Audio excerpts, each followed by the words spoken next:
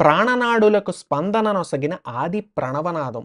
మనలో ప్రాణం మన నాడీ వ్యవస్థలో జరిగే క్రియ అంటే మన న్యూరల్ కనెక్షన్స్ మధ్య పాస్ అయ్యే సిగ్నల్స్‌కి స్పందన అంటే స్టిమ్యులస్ ఇస్తుంది అని మనకు తెలుసు సైన్స్ ప్రకారం.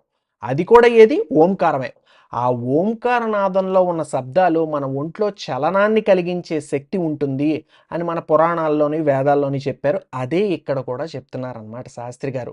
కనుల కొలనులో ప్రతిబింబించిన విశ్వరూప విన్యాసం. మన కనులు ఒక కొలనైతే అంటే ఒక పాండ్ అయితే అందులో ప్రతిబింబించిన విశ్వరూప విన్యాసం అంటున్నారు. విశ్వరూప విన్యాసం అంటే the full fledged architectural manifestation of God.